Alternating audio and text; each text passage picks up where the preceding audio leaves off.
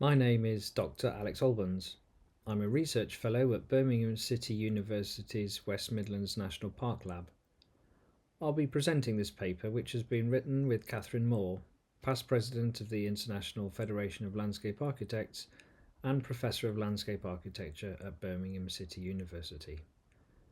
The title of this paper is Resurrected Footprints, Reinterpreting Lost Heritage in Contemporary Landscape Architecture. Why does it look like that? Where do landscape architects get their inspiration? And how do they turn their ideas into built form? These questions drove a pilot study for a larger piece of research into the factors which influence landscape architects' design decisions and their interpretation of the site with which they're working. The pilot study analysed a sample of 100 plus projects selected for the Landscape Institute and other industry awards over the past 30 years or so. From the sample, the primary generators, that is, the guiding principles, according to Brian Lawson, or the initiating concepts, according to Bella Banathy, were found to be one or more of the following. Firstly, projects which focused on a sense of place or being site sensitive. Second, commercial development projects. Third, those which had a historic or restoration focus. Fourth, those whose focus was ecological or regenerative. Fifth, projects with human well-being at their core, such as health or education. And finally, sixth, infrastructure projects. The pilot study showed that the types of projects being commissioned and built is a reflection of cultural, social, economic and political contexts, and that these contexts shift over time. The data also demonstrated that the landscape architecture profession still needs to make clear that every site is unique as a counterpoint to the effects of placelessness and the treatment of land as a blank canvas. During the process of this pilot study, an under-researched design approach which focused on a site's history became apparent. Whereas about half of the projects studied mentioned the site's history as being of some importance, there was a small percentage, approximately 5%, that interpreted these historical findings in a very specific way. Drawing on tangible and intangible heritage, landscape architects are reinterpreting the footprints of lost historic features to add authenticity to new design interventions, using heritage and memory to build a sense of place in an ever-changing urban landscape. Having received relatively little academic attention, a new term, resurrected footprints, was coined to describe the approach. Resurrected footprints are new features within a landscape scheme which trace the outline or route of a previously buried or destroyed part of the landscape, usually a building, street or watercourse. For example, at London's Granary Square, King's Cross, Townsend landscape architects have installed, quote, 4 impressive banks of fountains with over 1,080 individual jets. The location of the water feature reflects the historic canal basin, end quote. Elsewhere in London, in New Marlborough Yard, PAD Landscapes have designed a new thoroughfare which, quote, expresses the historic river running through the site, end quote. Alternatively, resurrected footprints could be seen as the outline of demolished buildings such as St Peter's Church, Sunderland, where, quote, stone walls and soft landscaping demonstrate the locations of the exterior walls and internal spaces without disturbing the sensitive archaeology underneath, end quote.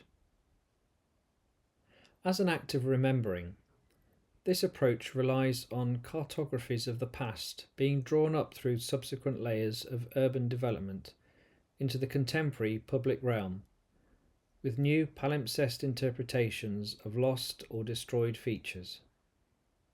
It's a very specific way of acknowledging heritage in contexts where material remains have been lost or destroyed by subsequent waves of development.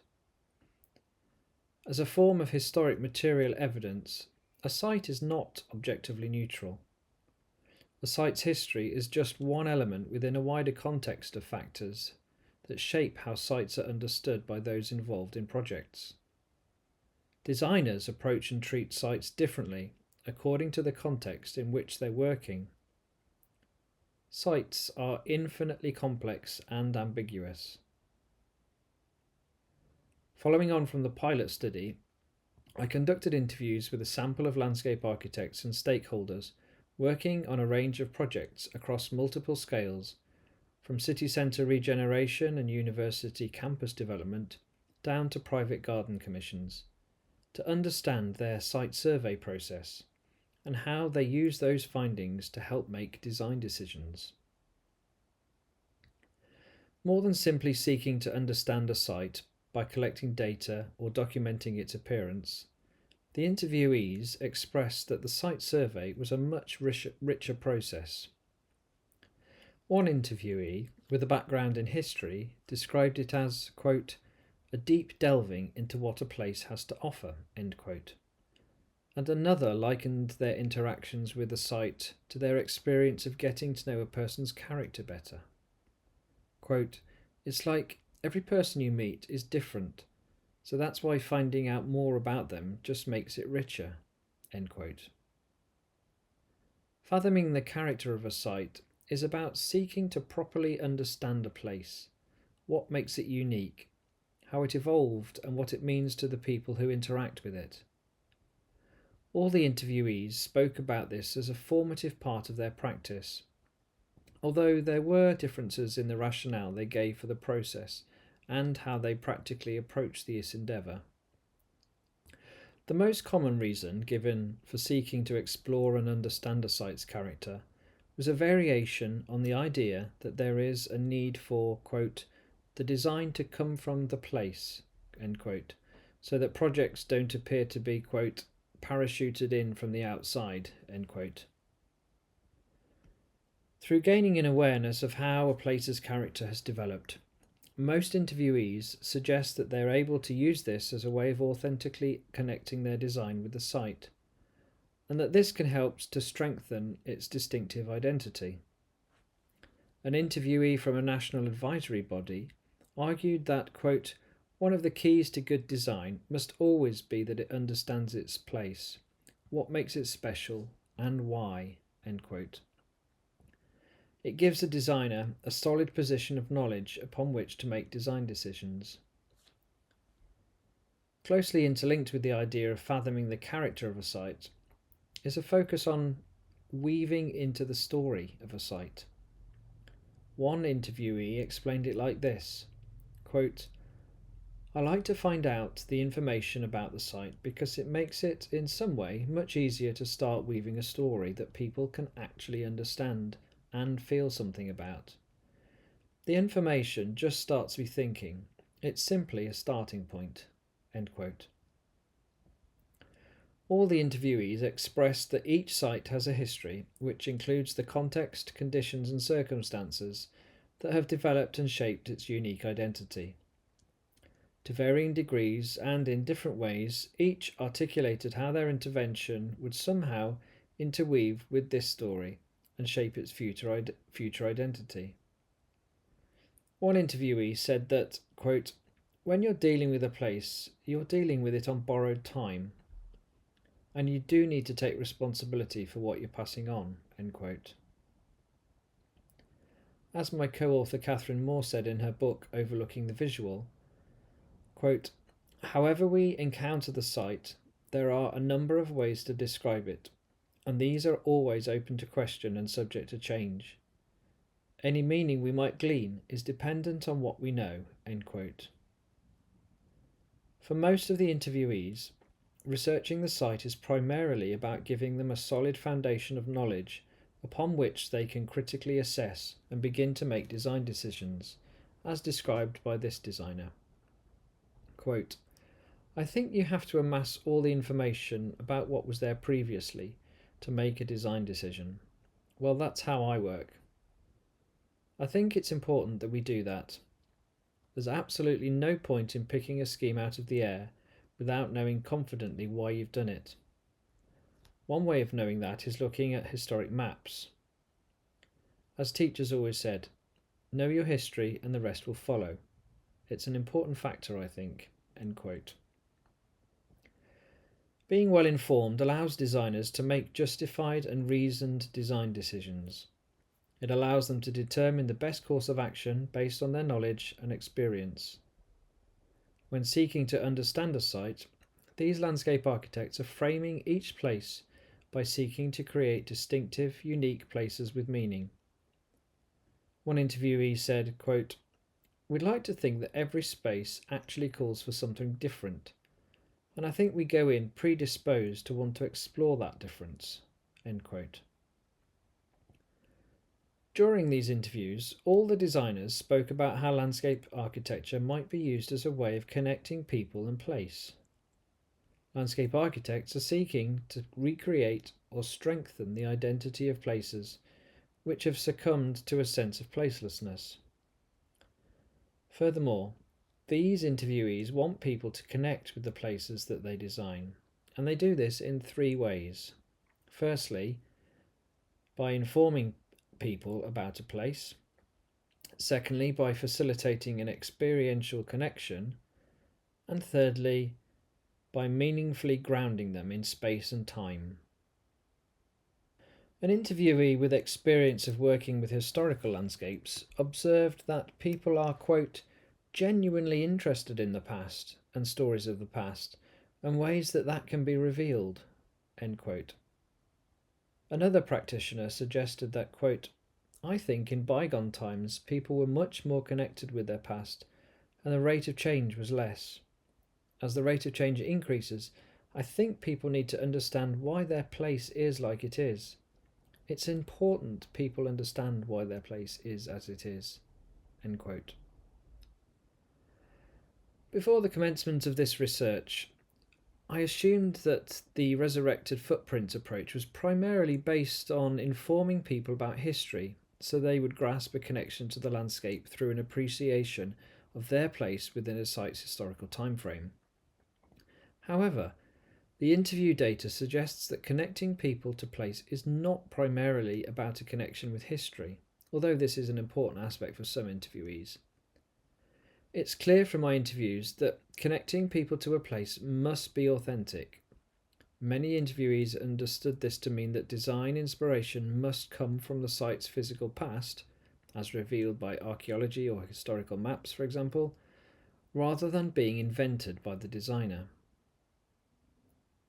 A few of the designers pointed out that there were different ways of presenting the historical information they found, but it was absolutely crucial that any design solution should work as landscape architecture, even if its function as a historical reference was illegible to the average site user. For example, this interviewee reflects, quote, "It's not a book, it's a landscape, and each medium has its own way of making you feel and think, and landscape isn't a written medium, it's an experiential medium." End quote. Despite coming from the site, resurrected footprints are, by design, often undecipherable in their built form. With little or no interpretation, many resurrected footprints remain obscure. It was surprising, therefore, that interviewees made it clear that the point of such a reference was less about being an historical lesson and more about functioning as a multi-layered landscape element.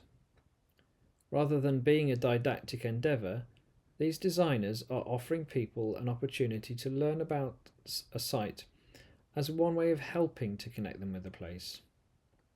Quote, "I don't think you need a narrative. I don't think it's even important that people understand the narrative. I really don't. It's not important that anyone gets it. I don't care.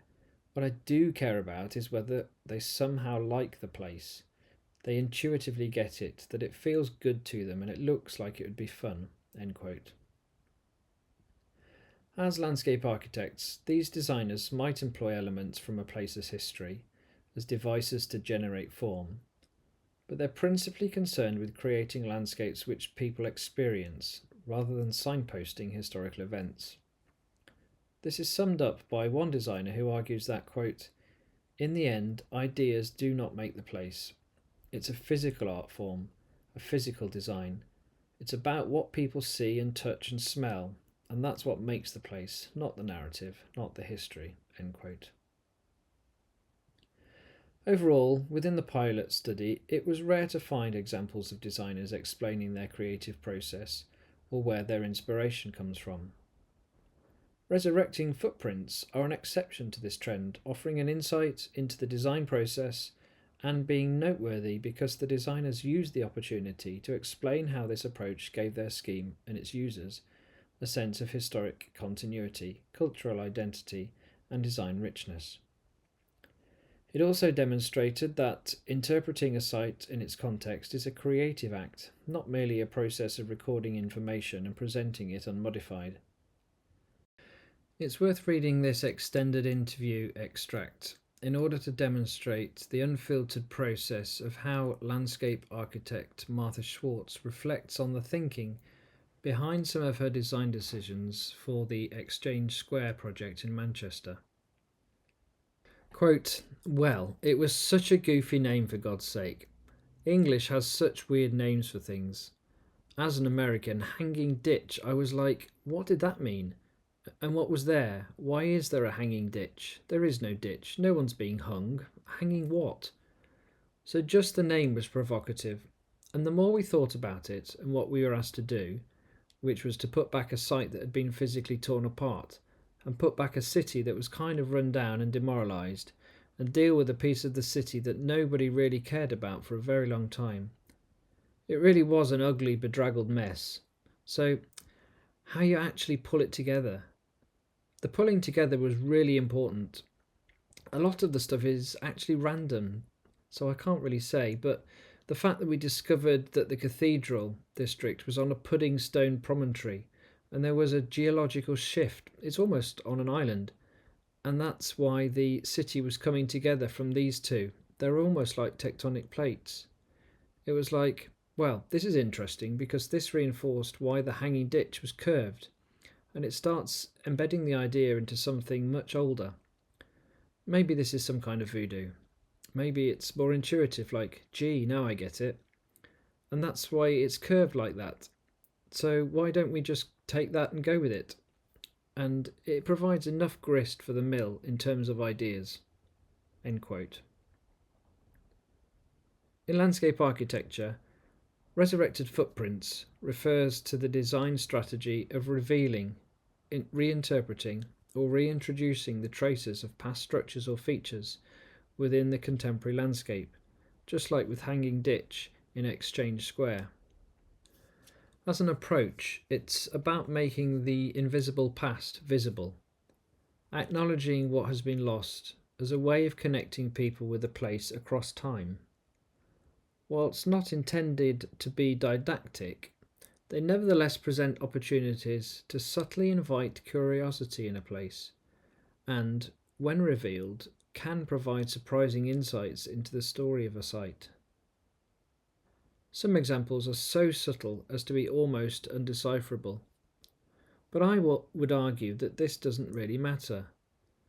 By and large, their effectiveness shouldn't be measured in how transparent an intention of the past a designer has created, if that was not the intent. So long as the landscape meets its brief, discovering the meaning of a resurrected footprint is merely an added bonus, a landscape Easter egg, to borrow a phrase. There are examples which are much more obvious, especially those demarcating the remains of archaeology below ground or daylighting rivers that have been previously culverted. These examples rely less on a designer's creative reinterpretation of what was lost and instead focus more on repairing or preserving that which went before. In conclusion then, resurrected footprints, I would argue, are primarily design tools for landscape architects. However, they can help give form to landscape schemes. They can aid project narratives or lend legitimacy to design decisions. They can be used to persuade clients and communities, and they can add layers of meaning and richness to projects.